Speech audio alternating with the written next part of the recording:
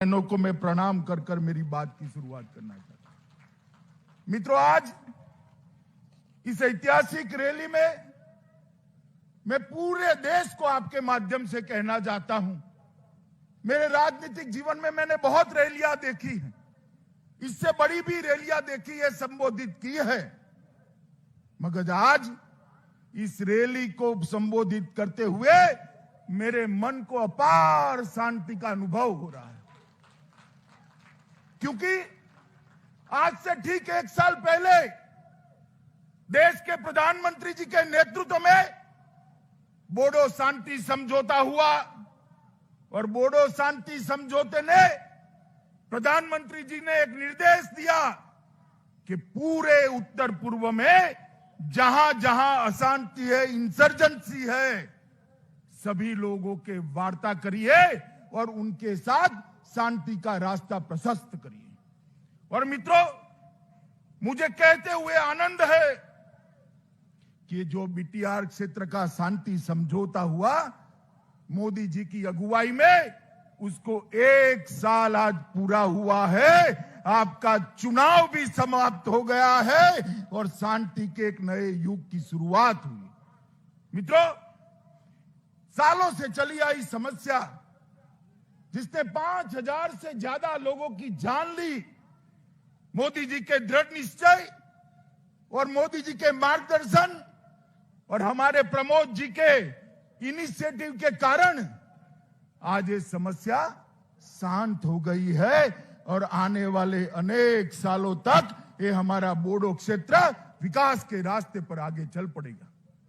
मित्रों, आज मोदी जी के प्रतिनिधि के नाते, भारत के गृह मंत्री के नाते मैं आप सभी को विश्वास दिलाने आया हूं कि बोडो क्षेत्र जो कभी रक्त रंजित हुआ करता था, हथियार उठाने वाले लोग यहां हत्याएं करते थे, अपहरण करते थे, आज मैं आपको विश्वास दिलाना चाहता हूं कि कुछ ही सालों में पूरे असम में सबसे विकसित क्षेत्र ये हमारा बोडो क्षेत्र होने वाला है। मित्रों, सबसे विकसित क्षेत्र होने, और इसीलिए मैं आज जब बोडोफा उपेंद्र नाथ ब्रह्मा जी की मूर्ति को पुष्प चढ़ा रहा था, तो रूपनाथ ब्रह्मा जी और उपेंद्र नाथ ब्रह्मा जी को उन्होंने जो स्वप्न देखा था इस क्षेत्र के विकास का,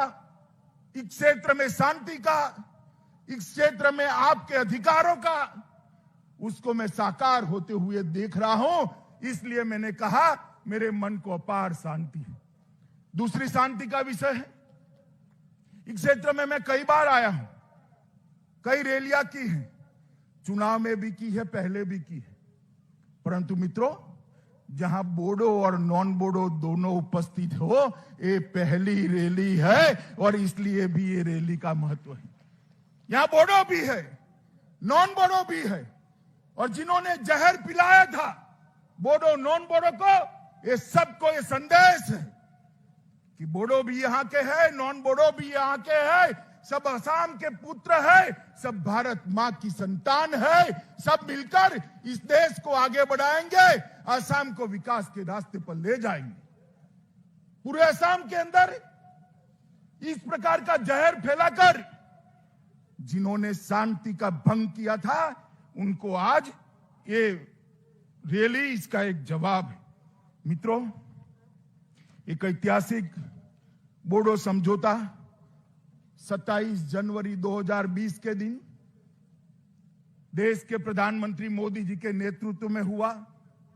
मुझे उसमें उपस्थित रहने का सौभाग्य मिला था और उस वक्त जो बातें हुई थी लिखित में और मौखिक, मैं आज आप सबके सामने इसका कमिटमेंट दोहराने आया हूं कि भारत सरकार वो सारे वादों को पूरा कर कर आपके विश्वास को पूरा करेगी।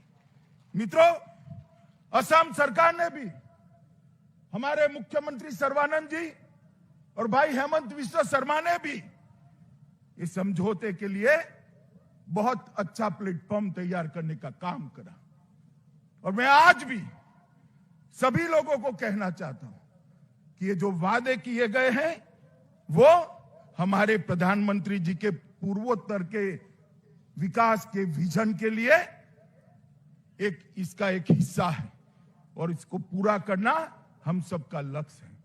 मित्रों, प्रधानमंत्री जी ने न केवल आसाम, पूरे पूर्वोत्तर क्षेत्र के अंदर जो इंसर्जेंसी हुई उसको एक के बाद एक समाप्त करने की शुरुआत की है और इसका शुभारंभ ये बोडो शांति समझौते से हुआ है। इसके बाद ब्रू और रियांग के सेटलमेंट का प्रयास किया गया।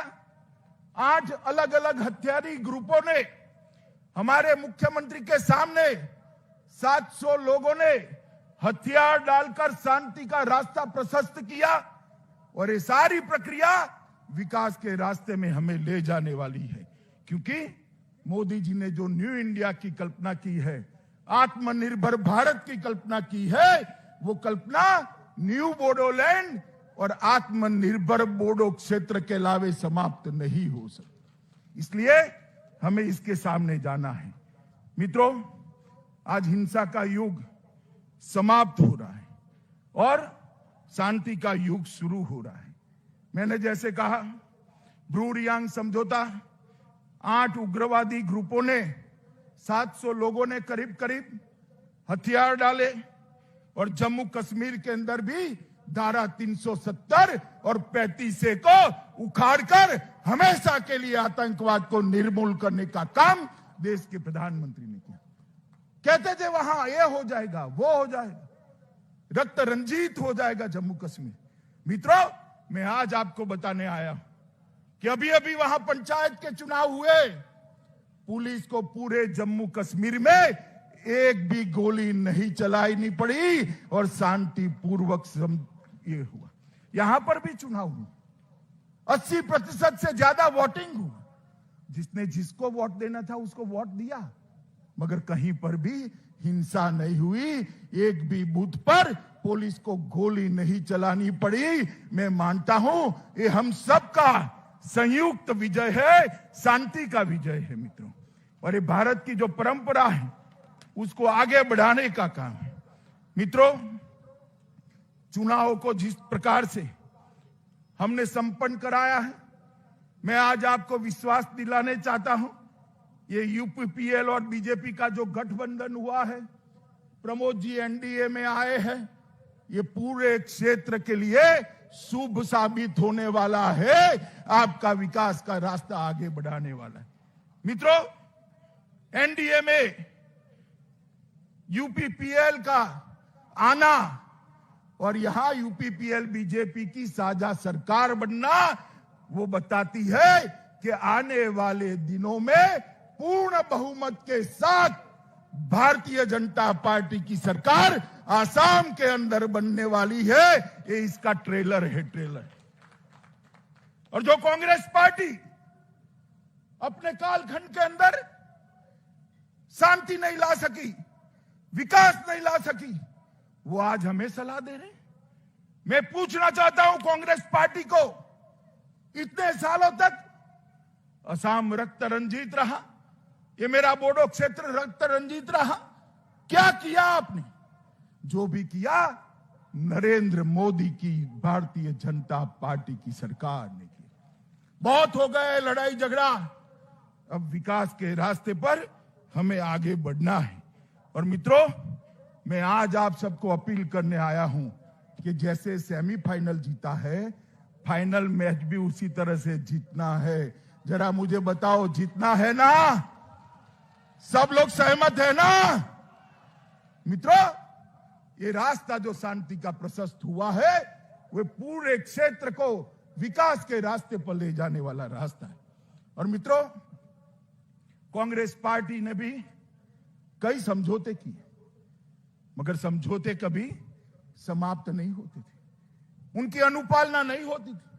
वादे तो बहुत करते थे, वादे पूरे नहीं होते थे। मगर मैं आपको बताता हूं, ये नरेंद्र मोदी सरकार है जो वादे प्रधानमंत्री करते हैं उसी को अपने ही कालखंड के अंदर समाप्त करते हैं। ये बोडो शांति समझौता कर प्रमोद जी मेरी ऑफिस में आए थे और उन्होंने मुझे कहा कि सारी चीजों का अनुपालना होना चाहिए। और मित्रों, मैंने उनको वादा किया था कि हम चुनाव के पहले पहले ये सारी चीजों को समाप्त कर आपके लिए और बोडो क्षेत्र के लिए शांति का काम करेंगे। मित्रों, आज मुझे कहते हुए हर्ष हो रहा है, जब 1 साल समाप्त हो रहा है बीटीएडी के आसपास के लिए जो बोडो संगठन की मांग थी कि जनजातीय बाहुल्य आबादी वाले गांवों को बोडो क्षेत्र के अंदर शामिल किया जाए और 60 सीटों तक ले जाने के लिए, यहां से लो ऐसा करना, 60 सीटें बनाने के लिए भी विचार की जाए और इसके लिए एक आयोग का गठन काम करने का काम हमने समाप्त कर दिया है। ये आयोग अब आसपास के गांवों का सर्वे कर निर्णय करेगी। बीटीएडी को बीटीआर के रूप में नामकरण करने का मांग था, उसको भी कर दिया गया है और ये पूरा क्षेत्र अब बीटीआर के नाम से जाना जाएगा। बीटीआर के बाहर रहने वाले बोडो गांवों के विकास के लिए बोडो कचारी वेलफेयर काउंसिल का भी स्थापना कर दिया गया है। जो छुटपुट बोडो भाई रहते हैं उनके विकास के लिए भी असम सरकार चिंता करेगी और बीटीसी और बोडो काउंसिल वेलफेयर काउंसिल के प्रतिनिधियों को शामिल कर एक सलाहकार समिति बनाने का भी काम कर दिया है। नए पदों का सृजन और खाली पद है इसकी भर्ती के लिए असम के मुख्य सचिव की अध्यक्षता में एक कमेटी बनाई गई है जिसमें गृह विभाग के भी प्रतिनिधि होंगे। और मित्रों, सबसे बड़ी बात है कि आत्मसमर्पण करने वाले सभी शरणार्थियों को 4 लाख रुपए की जो सहाय देनी थी, आज आपके सामने भी उसका चेक देने की शुरुआत भी ये भारतीय जनता पार्टी की सरकार ने करी है। बोडो भाषा को सम्मान देने का हमने वादा किया था। असम के मुख्यमंत्री और हेमंत विश्व शर्मा बैठे हैं। असम सरकार ने राज्य की सह राजभाषा का दर्जा बोडो लैंग्वेज को देकर आज वर्षों पुरानी मांग समाप्त कर दी है। बोडो मीडियम के स्कूल खोलने के लिए भी अलग डायरेक्टरेट स्थापना करने का काम शुरू कर दिया गया है और डायरेक्टरेट को निर्देशालय को स्थापित भी कर दिया गया है। असम सरकार उदुलगढ़ी, बक्सा और चिरांग में 3 मॉडल डिग्री कॉलेजों की भी स्थापना कर रही है। हमारा एक और वादा हमने पूरा कर दिया है। बोडोफा उपेंद्रनाथ ब्रह्मा के नाम पर उत्कृष्ट सांस्कृतिक परिसर, इसकी स्थापना की भी प्रक्रिया हो गई है। चुनाव के पहले पहले इसकी स्थापना को भी हम परिपत्रित कर उपेंद्रनाथ ब्रह्मा को श्रद्धांजलि देने का काम करेंगे। मुझे एक घोषणा करते हुए बहुत आनंद हो रहा है मित्रों कि 500 करोड़ रुपए सिर्फ बोडो क्षेत्र के रोड नेटवर्क के लिए आवंटित किए गए हैं और ये रोड का जाला समग्र बोडो क्षेत्र को विकास के रास्ते पर ले जाएगा। मित्रों, बोडो समझौते में 5000 करोड़ का जो पैकेज निर्धारित किया गया था, इसमें सारी मांग होने के बाद ऊपर मैंने जो गिना है उसके अलावे 750 करोड़ रुपया और उसकी 65 योजनाओं को हमने चालू कर दिया है और उसमें से 570 करोड़ रुपया अलग से आवंटन भी हो चुका है।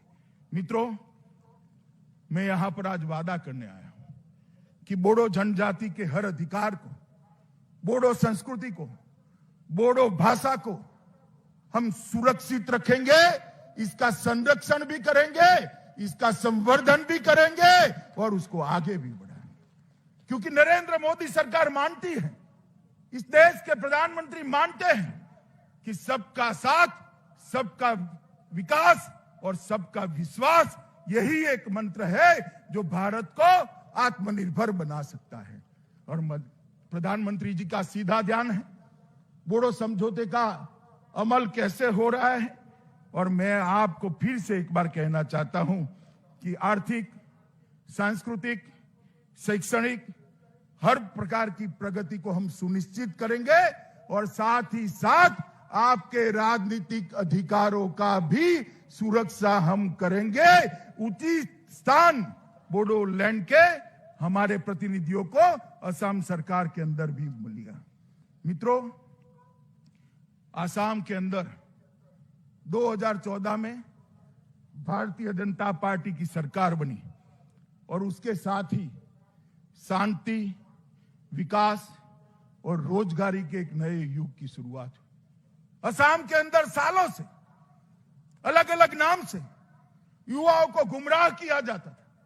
कभी संस्कृति की बात करते थे, कभी भाषा की बात। कुछ नहीं होने वाला। असम की संस्कृति और भाषा को आपसे ज्यादा सुरक्षित करने का काम भारतीय जनता पार्टी करेगी। इसका ठेका किसी एक पार्टी का नहीं। और ये कांग्रेस पार्टी सालों तक असम को रक्त रंजित करती रही और अलग अलग प्रकार के आंदोलन करते रहे। मैं पूछना चाहता हूं, अगर ये आंदोलन न हुए होते तो आज हमारा असम कहां पहुंचा। सर्बानंद जी को मुख्यमंत्री बनाया, हेमंत जी सीनियर मंत्री बने। आज 5 साल में जो 70 साल में विकास नहीं हुआ था, वो विकास असम का हुआ है और ये शांति प्रक्रिया के लिए है। आज भी मैं कहना चाहता हूं कि असमी, नॉन असमी, बोडो, नॉन बोडो, ये झगड़े खड़े करने वाले लोगों को पहचान लीजिए। ये हमारे विकास के लिए नहीं कर रहे हैं, राजनीतिक रोटियां सेकने के लिए कर रहे हैं। और समय आ गया है कि असम की जनता को, ऐसे लोगों को सबक सिखाने का। मित्रों, कल ही प्रधानमंत्री आए थे। लगभग 106 लाख, 1.06 लाख, 1,06,000 जमीन के पट्टों का वितरण किया। हमारे प्रमोद जी ने भी यहां पर वो पट्टों का वितरण किया।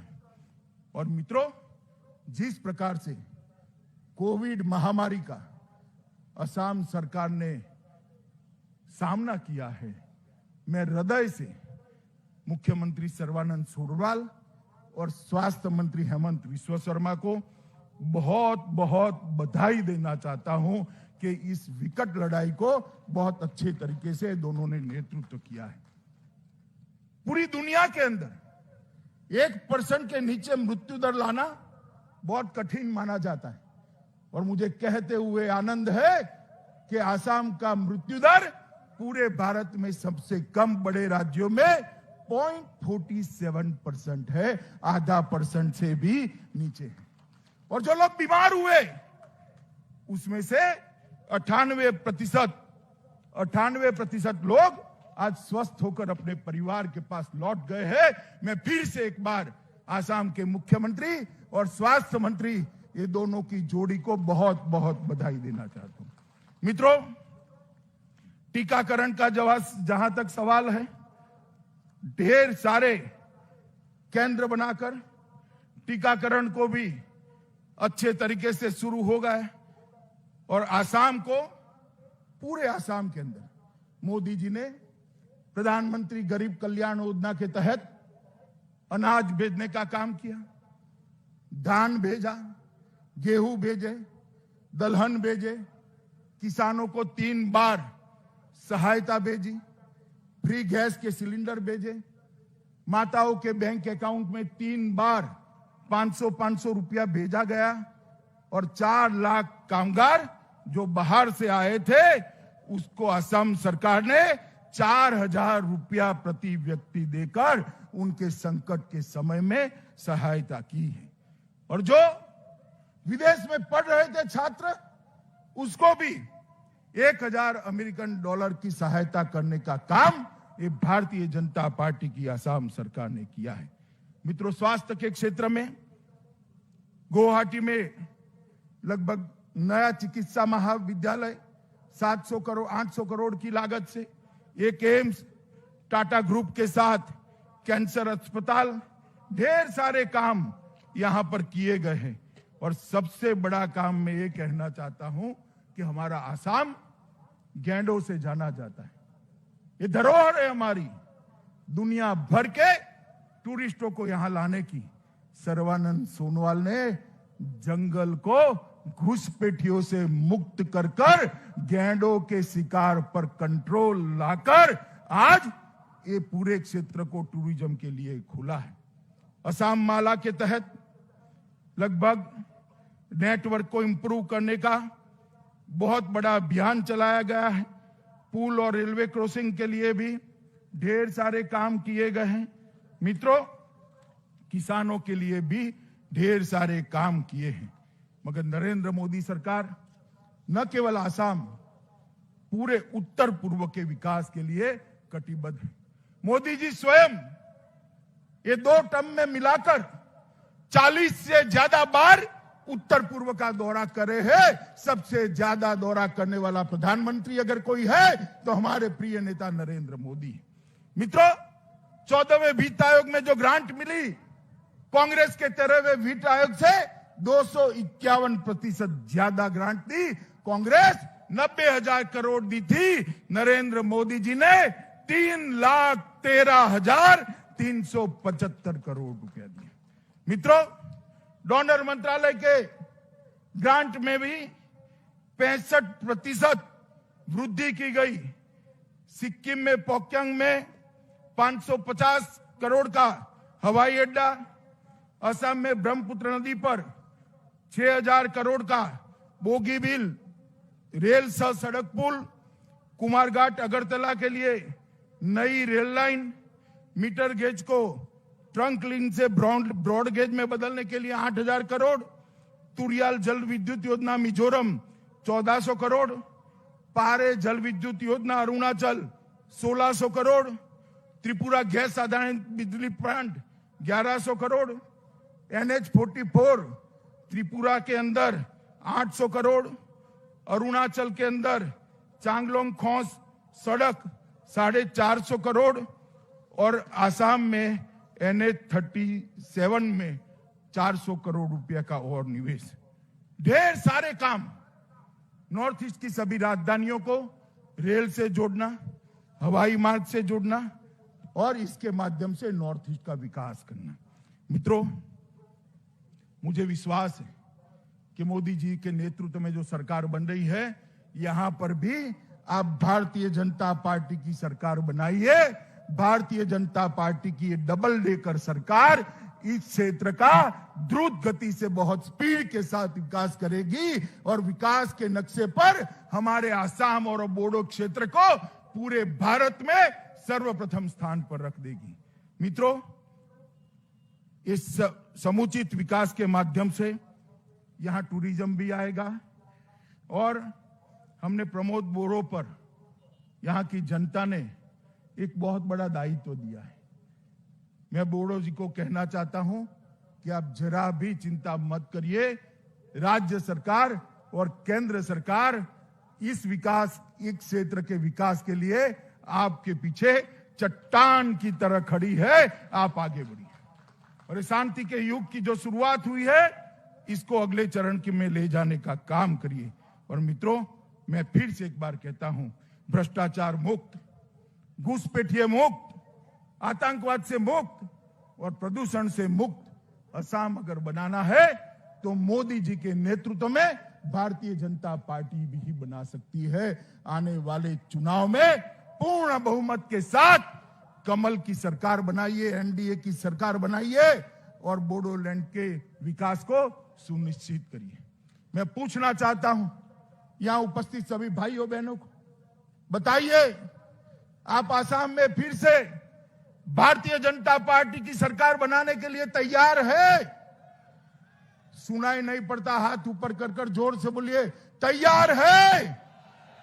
और जोर से बोलिए, तैयार है। तो मेरे साथ दोनों हाथ उठाइए और विजय के संकल्प का मुट्ठी बींचिए और प्रचंड आवाज से बोलिए, भारत माता की, भारत माता की, भारत माता की, वंदे।